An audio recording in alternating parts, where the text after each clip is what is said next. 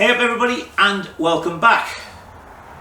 Right, well, going to do the top half of the tank this week, so we're going to be making the frame, the book for shaping it and stuff like that. We'll cover that as we do it. So as usual, a couple of little things to mention. I have been adding up all the invoices for this, seeing as basically I bought everything. And the parts and bits and pieces come to $3,431, which is what? About £2,600. Plus, I actually haven't put on the price for the chrome moly tube and a couple of other minor things. So we're going to be, I don't know, by the time we're completely finished, the price of the alloy for the tank and I think the taps and stuff like that, it's going to be heading towards $4,000, which is whatever.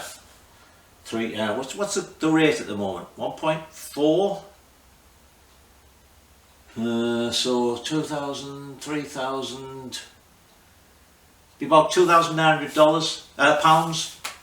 So anyway, getting on for £3,000, getting on for $4,000, whatever. Interesting thing, when I was getting all these invoices together, found my head gasket. It was in amongst them. So, actually, funny enough, it was together with the chain case gasket. So I'll put that on today. What else to mention? Apparently I put the rocker boxes on the wrong way around. A la BMW, BSA I was thinking, because the BSA oil feed goes on the other side. That's where the dome nuts go. When I put the alloy barrels on, I'll put them on the other way around. Doesn't make any difference. The rocker boxes are handed pair, like the carbs are. So the front will go on the back, because you'll turn them around like that. And I checked in the parts book, and there's only 2 part numbers for the rockers. So like the right hand exhaust rocker is the same part as the left hand inlet and vice versa. So once you've built the rocker boxes up, you could put them on either way around, but we'll put them on so the dome nuts are this side and keep things right. Although funnily enough, I looked on the internet and I actually found a couple of pictures with them on the other side. So there you go. It's that. And a couple of people mention that had I tightened up the second bolt on the head steady, well, you know, when I've got 2-3 bolts to tighten up, I don't bore you with watching them. But the thing to remember, for those of you slightly new to the channel, one of my little standard practices is when everything's done, I start at the front wheel with like the wheel spindle nut, and I go through all the way to the rear wheel spindle and I check every nut and bolt and screw fastener and so on. So don't worry. The bikes never get finished off without having a complete check on that. Is there anything else I can think of to mention? No, it's cold here. It's 30 degrees this morning and yesterday morning. Got some mud on my trousers because I went out and rode yesterday. No, nothing else I can think of. So let's get on and look at how we're going to do the top of this alloy petrol tank. Right, well, so, quick recap. This is the form that I used to make this part, right? And you remember, the reason I'm calling it a form is because we actually bent it round there, we hammered the edges round there.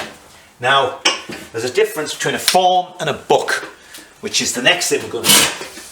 A book is basically just a skeleton shape. And as you make the other pieces, you can keep going and checking. And it's going to have, like a skeleton, it's going to have sort of bones, it's going to have ribs and what have you. And when it fits perfectly on where you want it, you know you've got the shape right because it's following exactly that contour. In fact, one of the people I've been watching, Ray Shalene, who's up in the northeast of the US and does lots of car bodies and actually makes tools and stuff like that for bodywork. He now doesn't make wooden books. He makes them out of like 1/4 inch rod, so it really looks like a skeleton. And that's because he doesn't do any working on it. As I say, it's just to check that the shapes are right. But I got thinking about this. See, I was going to make a book. So I was going to make this form, then I was going to make a book. And I thought to myself, wait a minute, why don't I use this? Because the book would have a centre just like this to make the book also. And then because it's so sturdy, if I make the book reasonably sturdy, because I'm going to have some curved pieces, I can use it not only as a book, but in some instances as a form. So what I needed to know was how big to make these ribs. And you see the lines on, and you'll see I got two of them wrong. So this is the shape of the tunnel part. This is what we decided the final shape of the top was going to be like. So what I've done is at various points, I measured how tall this was. So for instance, there it's 8 1/4 inches, here it's 8, 6 5/8, 5 1/4, 6, 4 inch. And I've numbered the ribs. Then I transferred those marks onto there. So to make the ribs, which for the moment just look like that, I needed to know where they were going to be. So I cut this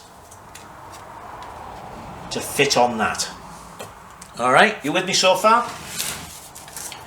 So what I do, let's think, this one here is number 2. Yes. So I put that on, make sure it's on equally, and then I mark there, right? Then I measure from there to there. Then what I did was I deducted that measurement from this 8 inch here, and I knew how big to make this. So this, you see, is that deducted amount plus that. Consequently, I've got that, and that is exactly the right height to the top of there. That's going to be 8 inches. It's the right width. So I did that with all the rest of them, worked my way along.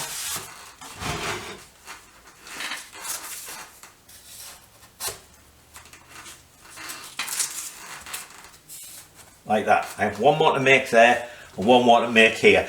I made a mistake because I marked the first one from the front, but of course it actually wants to be here where it starts to curve, or where the curve ends and becomes a straight bit, because don't forget, from here to here is basically going to be flat, just one.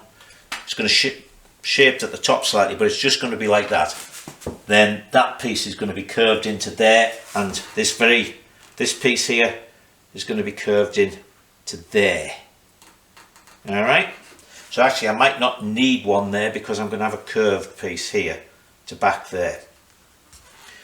So the next stage is going to be to get the curve for the top. So what I'll do is I'll just sort of freehand decide how much curve I want. When I've got it nicely sorted, I'll cut it out, and I'll just flip that over and mark that side, and that'll give me a symmetrical shape. Then what we have to do is we have to cut some that will go horizontally, and they will be curved from the outside to the inside to give me that form. Now what I'm going to do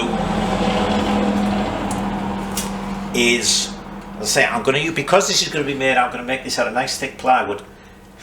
I'm going to use this one and the back one to help forming it. So instead of just having one rib here, I'm going to put 2, maybe 3, so it'll be really thick. And then that I'm going to shape to be the curve.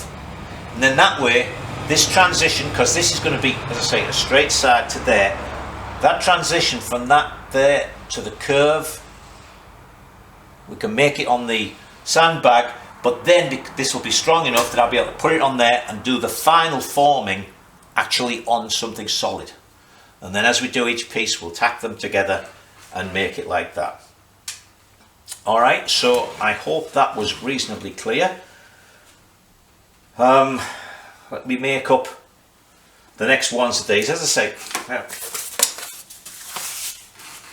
that wasn't completely clear. See the marks there?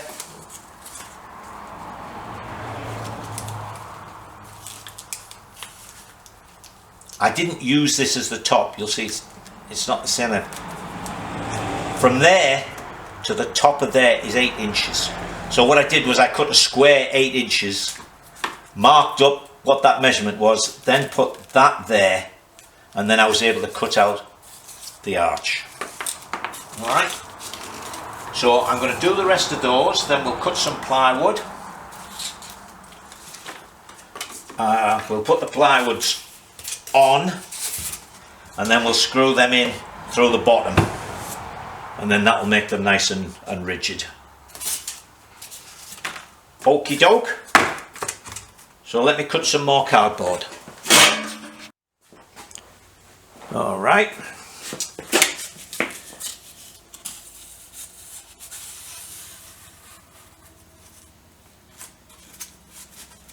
That's the shape it's going to be down to there.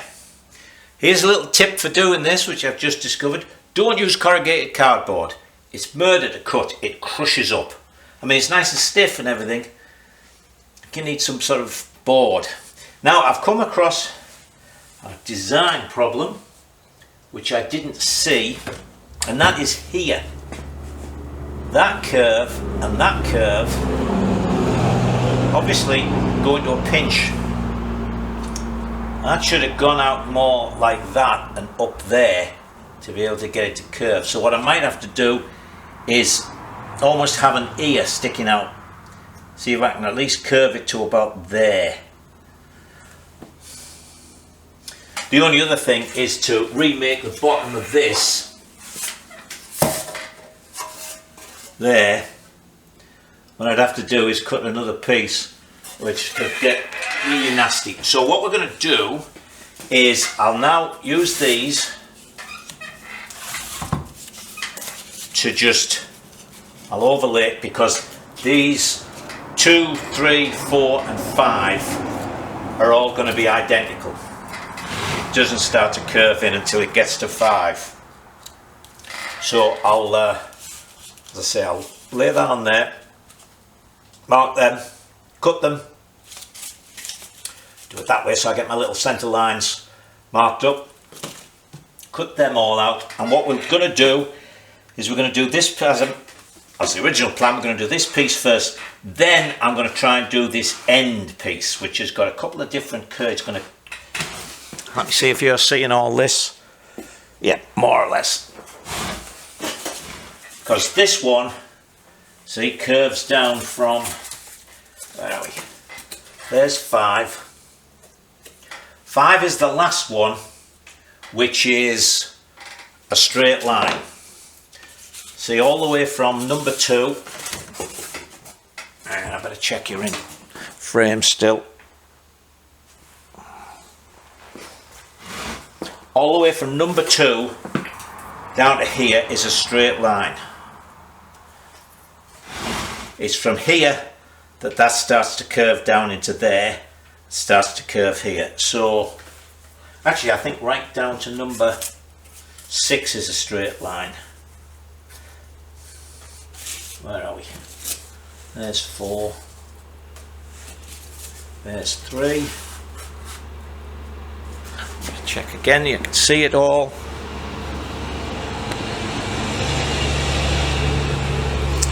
A lot of lorries today. That goes up there. These are basically, yeah, that's a straight line. So it's going to curve down to there. This is the real, that's a moderate curve, but here is where it really curves at the top and it curves at the sides. Might be able to make that piece all the way to here. Just a little bit of work in there. But anyway, we're going to, I'll finish off cutting the tops off these, and then I'll go up the house, because in the basement I've got this wood jigsaw thing that I got with all the lathe stuff. And I'll cut these out in plywood, and then we'll bring them back and fasten them and see about doing that, and then we'll make this piece first of the curved pieces, and as I say, I'm going to try and make that in one piece.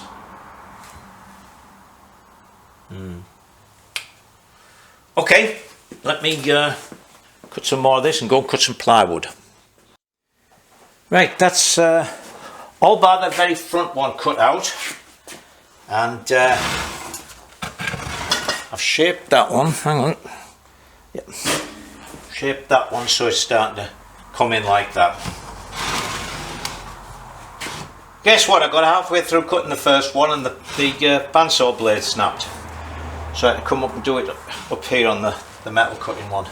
Alright, so now the thing you'll notice here, of course, is that this is somewhat digital set of measurements, in that the measurements are in discrete packages. And we want an analog one. We've got to fare it in, as the nautical term is. Now, actually that should be the same height as, oh no, no it's not. No, it goes along and then it starts to curl down to that. That goes down to that.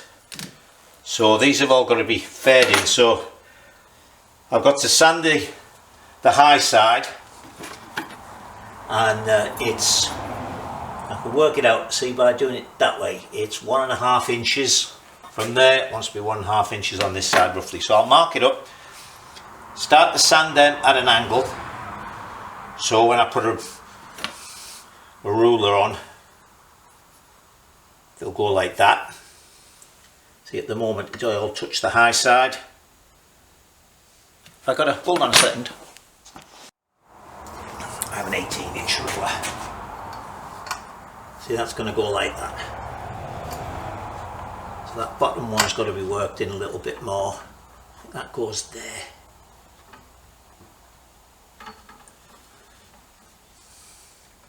Yeah, that needs to be slightly lower. That's falling off it.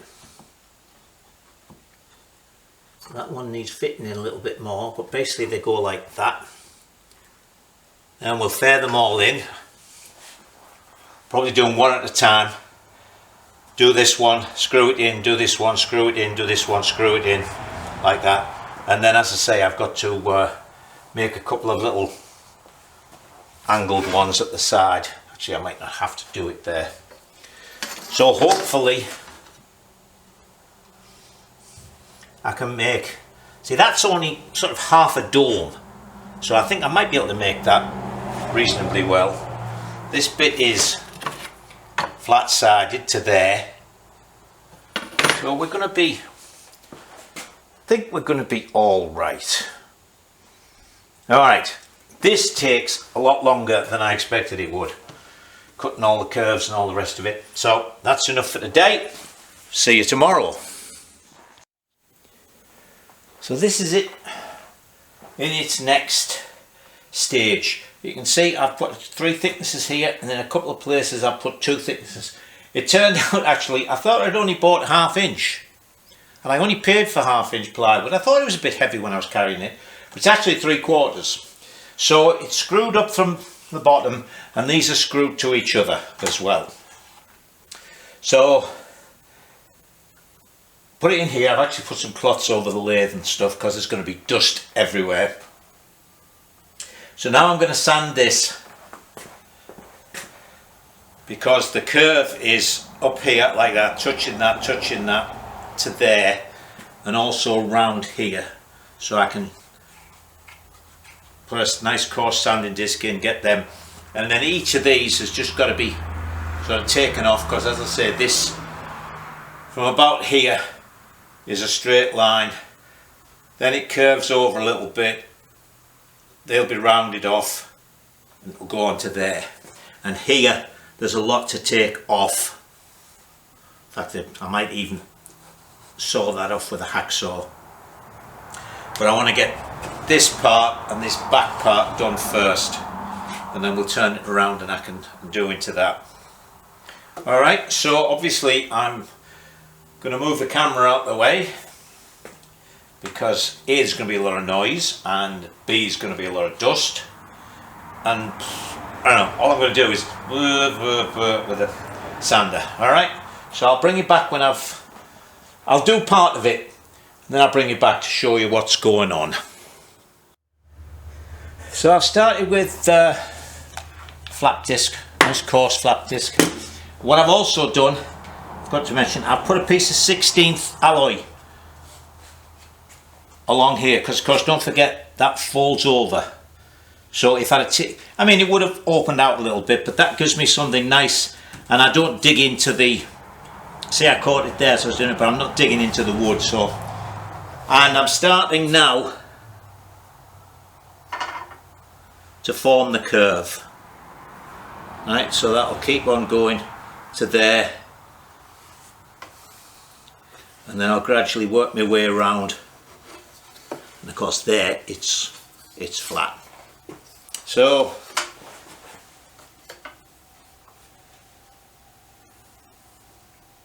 that's not bad. Just keep working at it. After I've taken the rough off, I'll sand it by hand just to catch all the little bits and get it done. So, right, let me press on. Right, well, I've got this more or less all shaped. I haven't finished this front end off because, as I mentioned, I have to think of how I'm going to get this to work right. But the back end shaped, it's shaped down that way, it's shaped into this way. You see this black line here and a black line there? That's the extent of the straight piece. So that's the first thing we're going to do. That just needs to have a sheet bent over, and let me move this out of the way. Where the curve is here, I'm not going to make that initially. What I'm going to do is, when we make this, I'll just put it down square like that, and then when we fit this, we've got this all made and we fit it onto the base, I'll mark it, and then I can just cut that out and I know it'll exactly follow the base. So the first thing we're going to do, oh, here's a little piece of new knowledge for me. You ever wondered why wood workshops have such big extractor systems? Well, I now know why.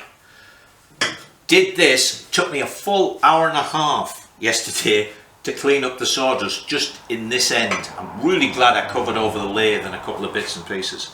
So anyway, let's get some cardboard out and make a template for this piece, because I'm going to make a template the same reason I made one for the bottom part, because we can't just put it up that way.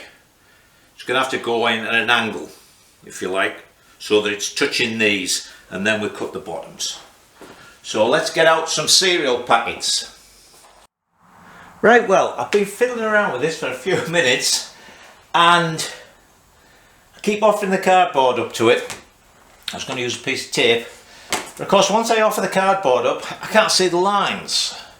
So I'm having to think of a way I could do it. So what I'm going to try and do is actually use this straight line, and then of course as it curves over, the edge of the card goes across here.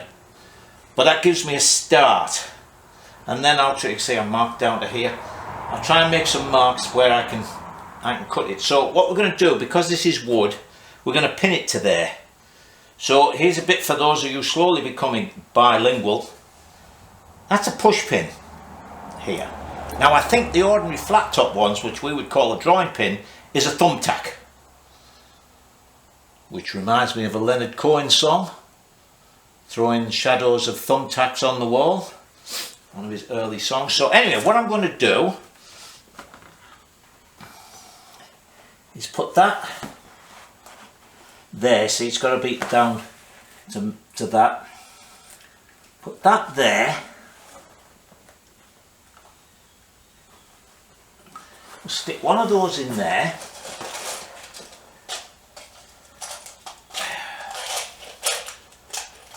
In a jar, I can't get them out. There we go.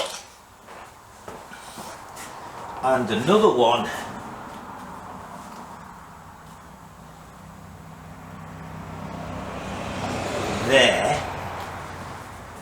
Now I can see the line, the back. What I'm going to try and do is draw the line as I put that over like that, and I'll get in the back and draw in the back. We'll cut that and then fit that. So let me get a pen. So we'll try this now. So the first thing is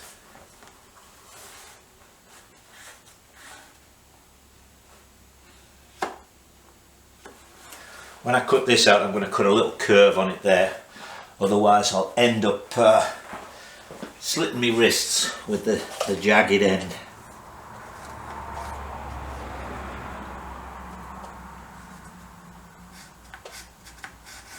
So that gives me a mark there and there.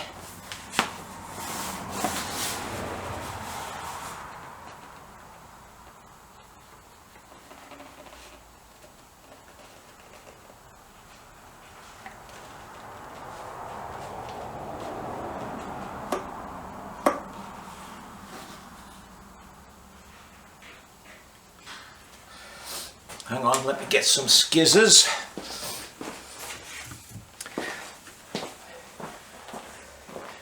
You know, this really is very time consuming, this part of it.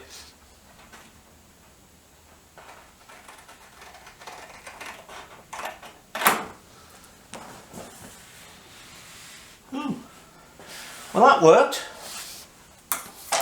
Now let's see, this bit's going to be a lot harder.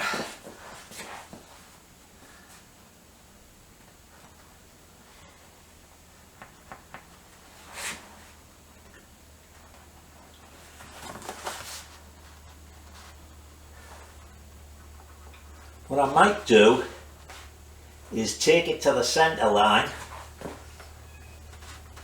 and then try and make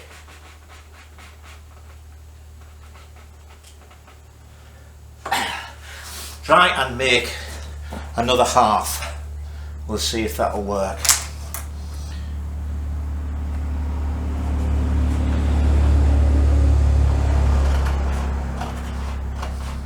I don't know if I'm completely in frame here, but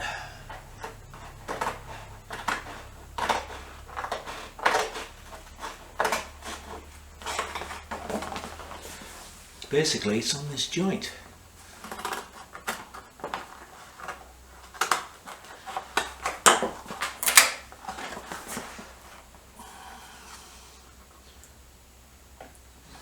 I've cut a little bit there.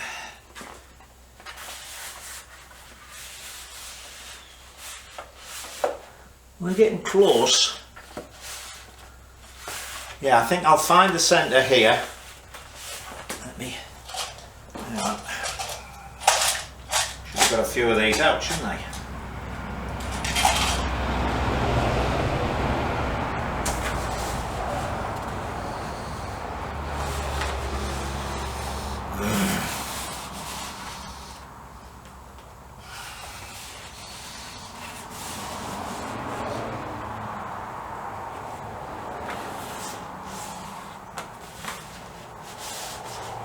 Going to have to be shaped a little bit there as well. See, it's not completely flat to there, and that's why I did this.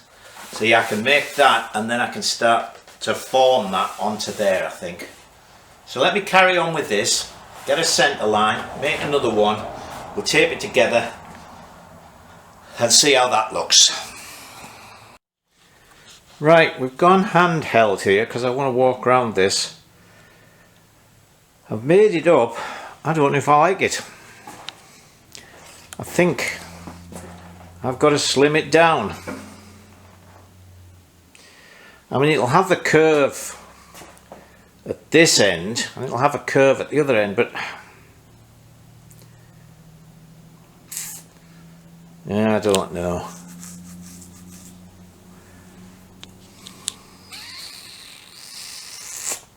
Let me think about this. Right, well, it's quite a nice day, so I've taken this outside and you can see there how much I've worked it. That is, if you can see, that fits perfectly there.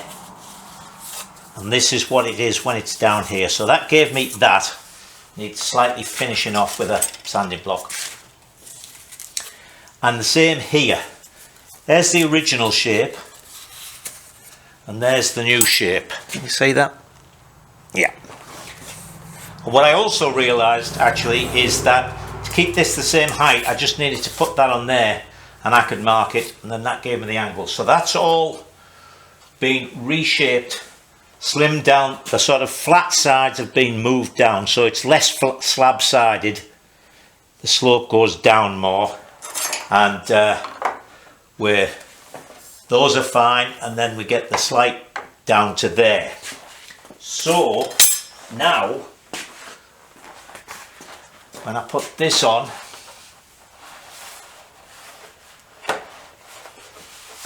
it's not as slab sided, but what I do have to do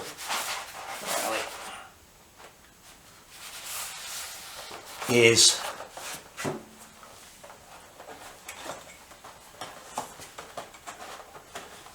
it doesn't touch there because of that slope. So this part of the metal is going to have to be worked on slightly, which is why, as I say, I've got two thicknesses there. I've got 1.5 inches, so it's right to the top, and then I can work it in to get it right and then make this piece. Front end I'm not worried about yet. We'll get the main body and this end cone made, and then we'll look to see how we're going to do the front. Actually, let me show you the Kawasaki tank.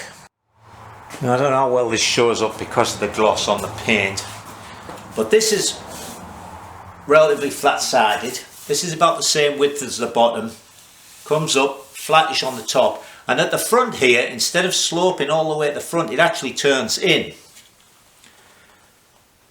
See it there? So that's what I think I'm going to have to do to mine. I was expecting to make this a curve from here to here, but I think I'm going to have to fold it in so that it's the right thing for that curve at the bottom, and then sort of flick it out, flare it out a little bit there. So there's going to be a fair bit of work there, but I'm going to make that in two pieces, from the top here round to the bottom, and a mirror image for the other side. So let me do a little bit of hand sanding and get this other thing right. Right, I've redone the cardboard template slightly to take into account the new curves, and I've cut a piece of the 3003. So we're going to anneal this. It was mentioned to me that 3003 comes ready annealed, but I looked on the paperwork and he didn't mention it, so we'll do it. Now, I've had a lot of comments over the years about this. Generally I'm just doing simple bends, and with 60-61, and I don't bother to anneal it because it's just, you know, bent over the end of here or at the end of the bench, I put in the break. But because we're going to form this a little bit, I'm going to anneal it. And in the past I've had people mention that, you know, people who were sheet metal workers, they were taught to rub soap on, and that would change colour at exactly the right temperature. And what I have used is to put felt tip pen on, because the ink, the same, it disappears at about the right temperature. But because it's such a big piece and I want to make sure I've got it all done, we're going to use the good old-fashioned method of sooting it with an oxyacetylene torch. If I can get it to light. There we go. So basically I just haven't put any oxygen on, and as you can see there, because we're not burning the acetylene in the oxygen flame, there's a lot of free carbon. So we do that. I could do with one of those rosewood tips for this to spread the flame out.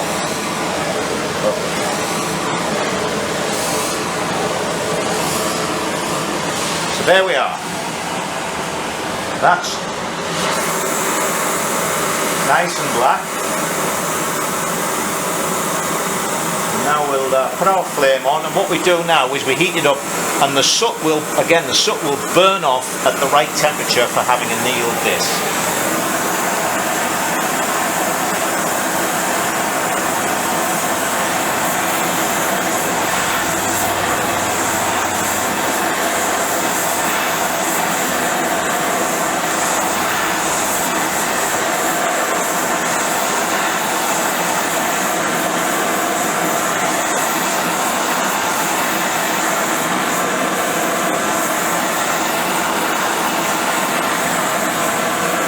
It would be nice. I'm going to get online when I go and have my dinner and see if I can get a rosebud to go on this, so that it gives me a much bigger spread of flame. This will work fine.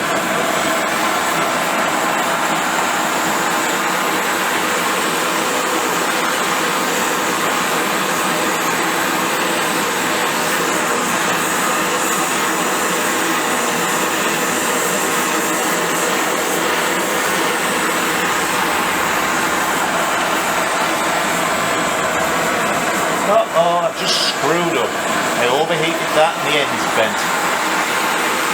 Oh, well, let's hope we can salvage that.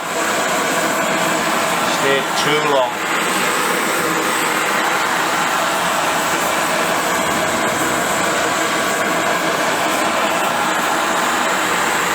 Again, that's because I haven't got a really wide thread. Okay.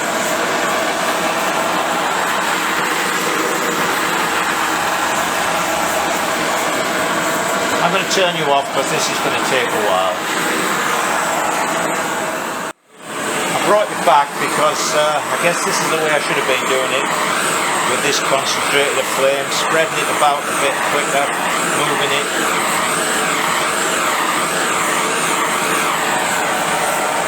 You can see the carbon's still coming off, but it's not as concentrated. So I think we've looked out, actually I'll show you when this is cooled down, on where I went a bit too mad on this. Okay, so let me finish and then we'll turn it off, let it cool down. Alright, so it's cooled down. There's the corner that started to melt. Fortunately I cut some of this off, but I'll finish planishing that out. And also the scuff marks is because the texture had changed and I wanted to make sure it would polish up, otherwise I've had to use another piece. So what we're going to do is we're going to form it to start with over this. So I've marked down the centre so I know where I'm going to start doing it. So let me just work on this corner a little bit more. Alright, I think that's pretty good. You may have noticed it's raining again. This has softened up very nicely.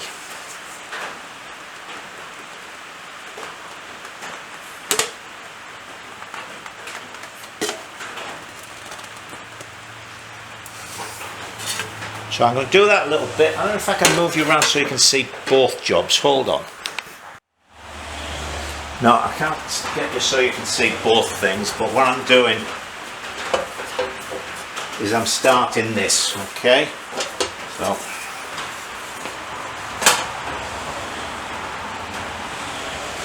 more about there and there.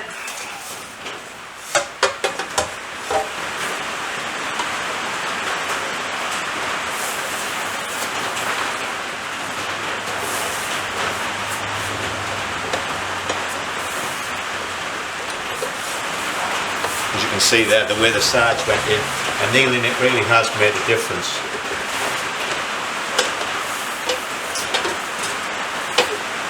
So what I'm going to keep doing now is working on this, and then we're going to turn this end in a little bit.